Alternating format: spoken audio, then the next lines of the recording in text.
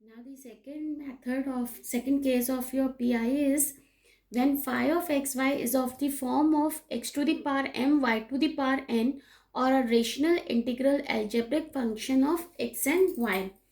In this case, PI is obtained by expanding phi of d dash in an infinite series of ascending powers of d or d dash d or d dash or d dash upon d. It is to be noted that the difference in the two answers of PI is immaterial because it can be incorporated in the arbitrary functions occurring in CF of the given equation.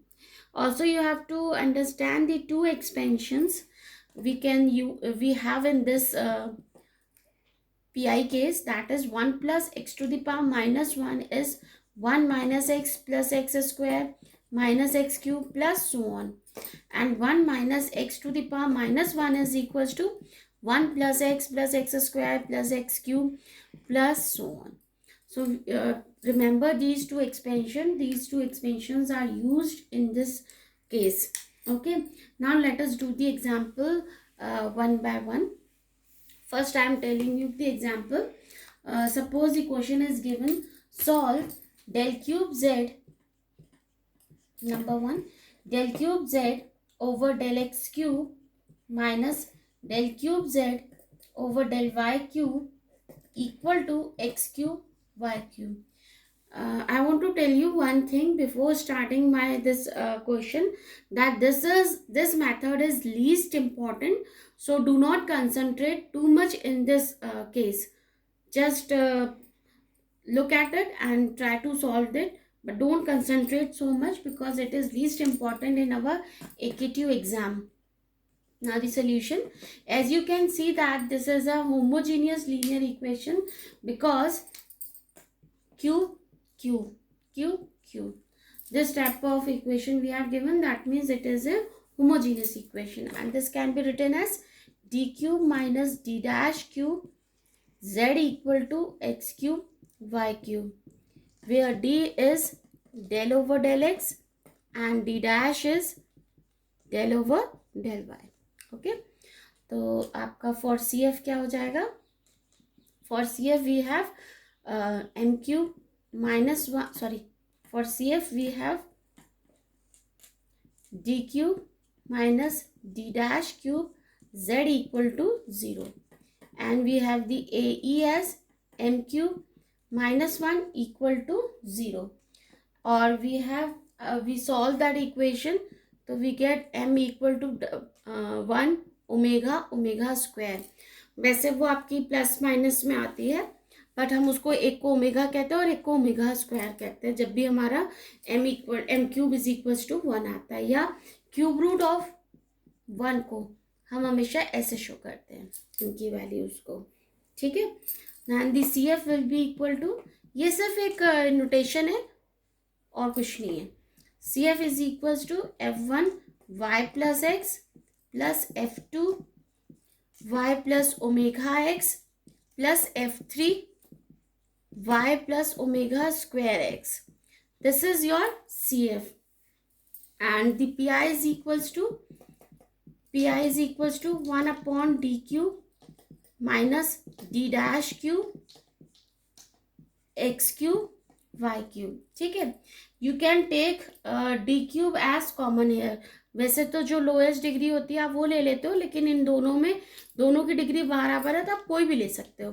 Suppose मैंने D cube बाहर ले लिया, आप इसमें D dash cube भी ले सकते हैं, कोई इशू नहीं है. तो ये आ जाएगा D dash cube upon D cube x cube y cube. Answer अलग आएगा लेकिन दोनों आंसर सही होंगे आपके. ठीक है, 1 अपॉन डी क्यूब तो मैंने ऐसे लिखा रहने दिया, इसको मैं ऊपर ले गई. जब मैं इसको ऊपर ले गई तो इसकी जो पावर थी वो कितनी आ गई? -1 एक्स क्यूब वाई क्यूब. अब देखिए डी डैश जो होगा उसकी पावर ज़्यादा से ज़्यादा 3 ही होनी चाहिए. 3 से ज़्यादा होगी तो जब इस पर अप्लाई होगा तो इसकी वैल्यू 0 हो जाएगी. तो हमें क्या करना है, ध्यान रखना है जो भी मल्टीप्लिकेशन में है या जो भी न्यूमरेटर में है डी हो चाहे डी डैश हो, उसकी डिग्री उतनी ही होनी चाहिए जितनी की हमारे यहाँ फंक्शन में डिग्री है, उससे ज़्यादा नहीं होनी चाहिए। उससे ज़्यादा होगी तो हम इस पर अप्लाई करेंगे तो उसकी वैल्यू 0 आएगी, इसलिए। ठीक है, तो 1/d³, इसका आपने एक्सपेंशन किया 1 माइनस एक्स की पावर -1 के फॉर्म में, तो यही आती है एक्सपेंशन, यही है। और x की वैल्यू क्या हो गई, ये पूरा x है, तो पहली वैल्यू है 1, दूसरी है +x, तो +d'³ अब इससे ज़्यादा हम करेंगे नहीं क्योंकि हमारे पास x की और y की पावर 3 ही है। ठीक है, तो ये वैल्यू आ गई 1/d³। जब 1 इस पर ऑपरेट हुआ तो ये आ गया x³ y³। जब ये इस पर ऑपरेट हुआ तो आया d'³ x³ y³।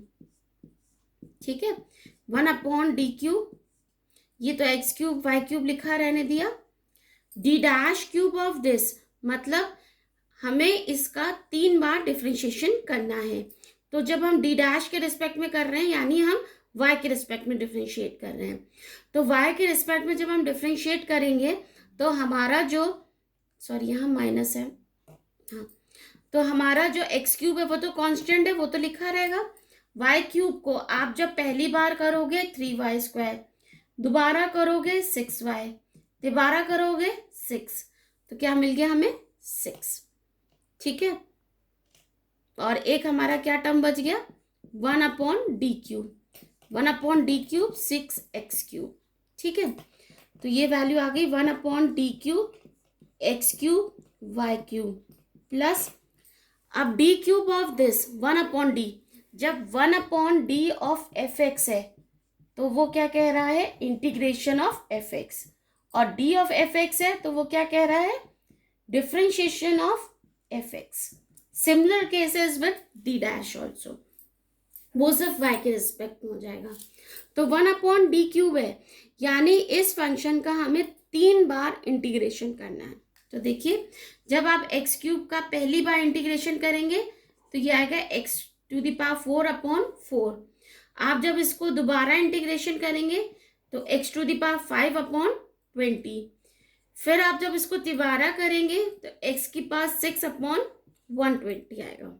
ठीक है, तो ये आ गया 6 × x⁻6/120, ये कट गया आपका 20 बार।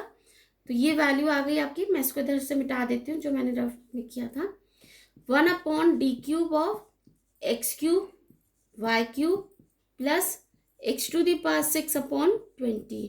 अब 1/d³ ऑफ दिस है, यानी अब हमें इसे भी इंटीग्रेट करना है 3 टाइम्स। ठीक है, तो आप जब x की पावर 3 को करोगे तो पहली बार करोगे 4 आएगा, फिर करोगे 5 आएगा, फिर दोबारा करोगे तो 6 आएगा, और नीचे कितना आ जाएगा 4 × 5 × 6, है ना।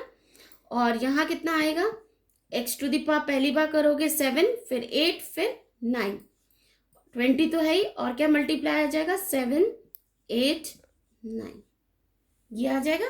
आप इसको सॉल्व करोगे तो इसकी वैल्यू आएगी x⁻6 y³/120, और इसकी आएगी x⁻9/20, 140 और 72, कितनी आएगी 10080।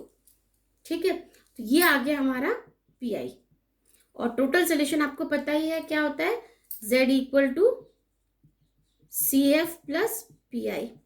तो हमारा सोल्यूशन आ गया Z = ये लिख लेते हैं F1 y + x plus F2 y + ω_x plus F3 y + ω²x plus x⁻6 y³/120 plus x⁻9/10080। This is the answer.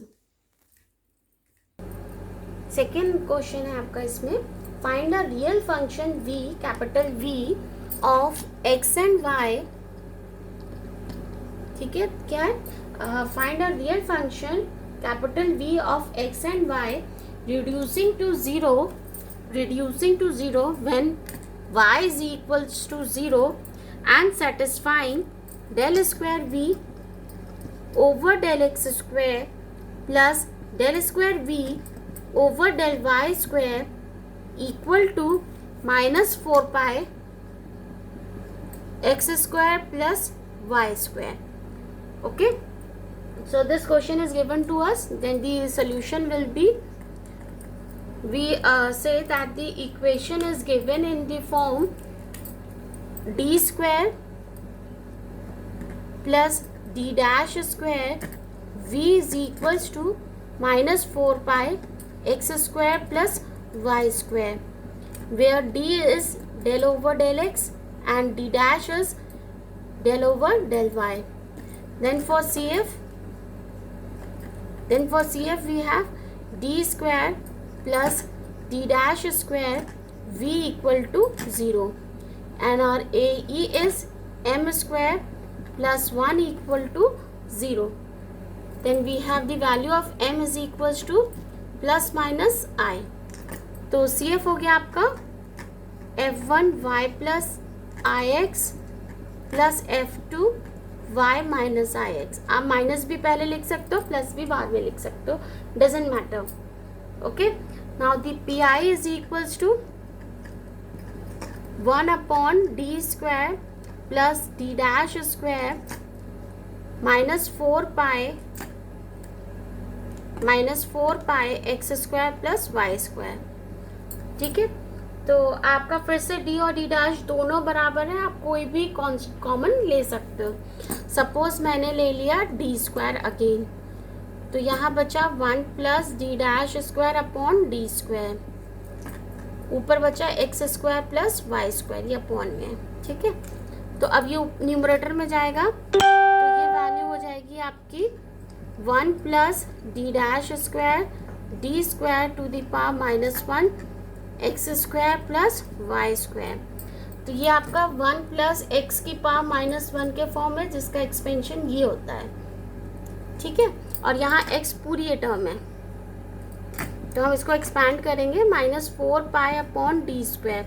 अब देखिए यहाँ x और y की पावर 2 है, यानी हम d और d डैश जो मल्टीप्लिकेशन में जो भी होगा उसकी हाईएस्ट डिग्री 2 ले सकते हैं. एक्सपैंड किया 1 माइनस एक्स यानी d dash square upon d square of x square plus y square. दूसरा टर्म मैंने इसलिए नहीं लिखा क्योंकि d डैश स्क्वायर आ गया, अब इससे ज़्यादा लेने का हमें कोई मतलब नहीं है. ठीक है, तो आपने इसको मल्टीप्लाई किया अंदर, तो ये वैल्यू आ गई minus 4 pi d square x square plus y square minus d dash square d square of x square plus y square. समझे, जब 1 से मल्टीप्लाई किया तो एज इट इज आ गया माइनस ये, फिर इससे मल्टीप्लाई किया. डी डैश स्क्वायर मतलब आपको वाई स्क्वायर का 2 बार क्या करना है, डिफ्रेंशिएशन. तो जब आप इसका y के रिस्पेक्ट में 2 बार डिफ्रेंशिएशन करोगे तो इसकी वैल्यू आ जाएगी, ये तो 0 हो जाएगा, ये आ जाएगी 1 अपॉन डी स्क्वायर ऑफ 2. एक बार करा 2y, दोबारा किया 2. अब इसको दोबारा इंटीग्रेट करेंगे हम विद रिस्पेक्ट टू x 2 बार. ठीक है, तो एक बार जब कांस्टेंट एक बार करोगे तो आप x आएगा, दोबारा करोगे तो एक्स स्क्वायर बाय 2 आएगा, तो प्लस एक्स स्क्वायर बाय 2. अब इन दोनों टर्म को आपने सॉल्व करके लिख लिया, तो कितना आ गया 3/2 x square plus y square. अब आपने फिर से ये 1 अपॉन डी स्क्वायर है, इन दोनों को आपको इंटीग्रेट करना है विद रिस्पेक्ट टू एक्स. ठीक है, तो जब आप एक्स आप इसको लिख लो 3/2 अपॉन, जब एक बार करोगे 3, दोबारा करोगे तो 4, और ये आ गया एक्स की पावर 4 प्लस यहाँ आएगा एक बार करोगे x, दोबारा करोगे एक्स स्क्वायर अपॉन 2. ठीक है, 3 से 3 कैंसिल आउट हो गया, तो ये हो गया आपका आंसर PI का. और टोटल सोल्यूशन होता है आपका z equal to CF plus PI. तो आपका आंसर आ गया, सॉरी z इक्वल टू होता है, लेकिन यहाँ किसके बराबर है, v के बराबर. तो यहाँ आंसर आ गया आपका v is equals to f1 y plus ix plus f2 y minus ix minus ये लिख लें हम 4 पाई, अंदर आ गया x की पावर 4/8 और यहाँ आ गया आपका x² y² upon 2. This is the answer.